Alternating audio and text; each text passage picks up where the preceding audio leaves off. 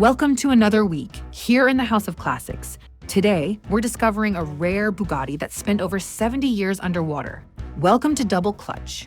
Well, it's interesting. Visitors come to this museum and they really come to perhaps look at the Bugatti Atlantique, or maybe a Type 55, or maybe the Bonhams.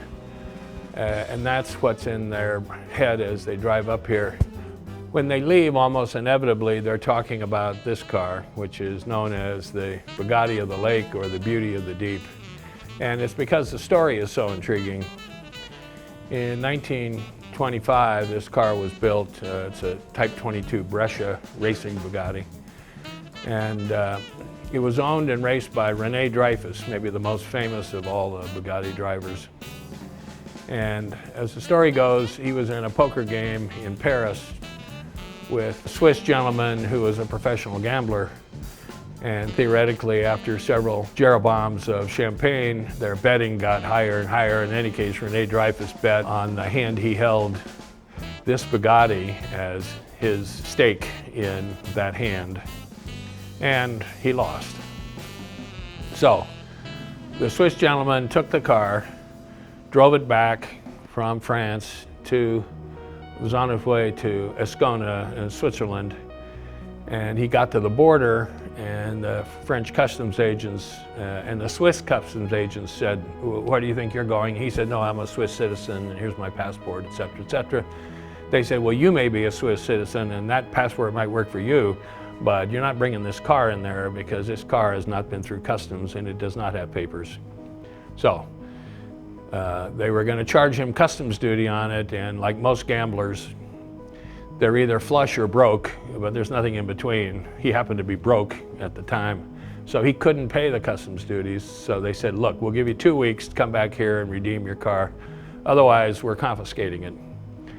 And he couldn't come up with the money. So the Swiss customs engineers, because they had a rule in Switzerland that anything impounded by customs had to be destroyed.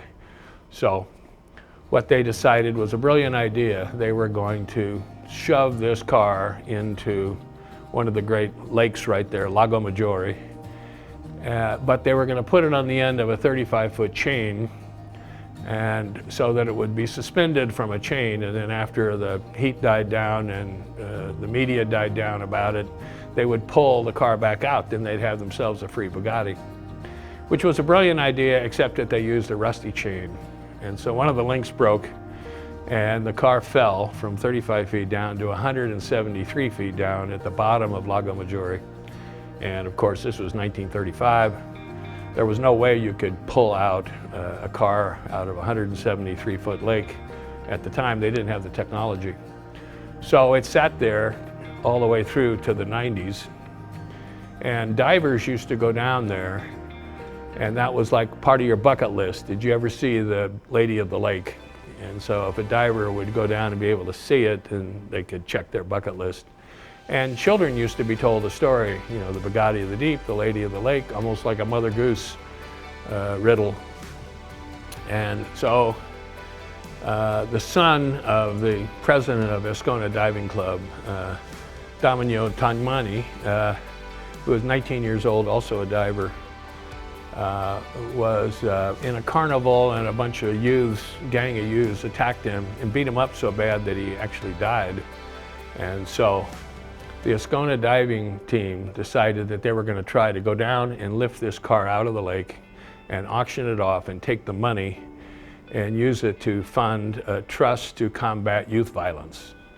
So that's what they did in whatever it was, 10 plus years ago.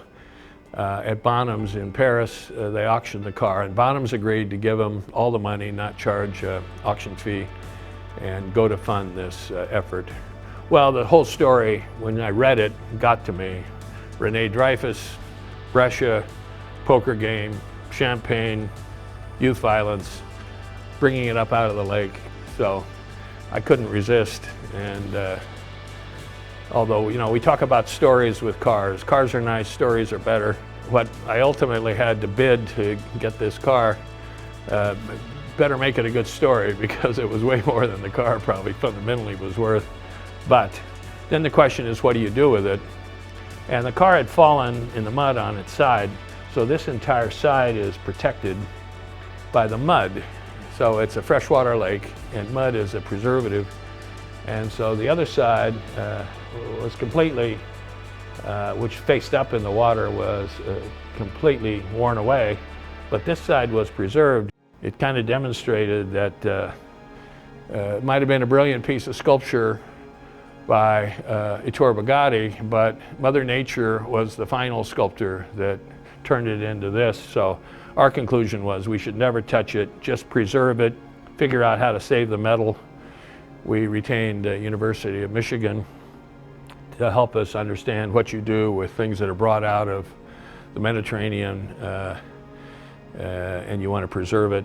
And we treated it with that, and then we haven't touched it, and we're never going to touch it, because this is an art piece that doesn't deserve anything done except preservation.